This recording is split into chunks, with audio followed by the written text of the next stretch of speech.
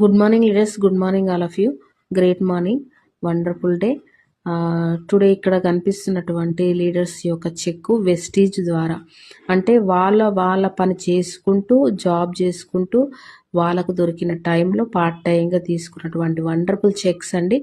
చూడండి ఇక్కడ వాళ్ళ ఉన్న టైంలో అంటే ఇక్కడ ఖర్చులు పెరుగుతున్నాయి, మన యొక్క జీతం పెరగట్లేదు మన జాబ్లో.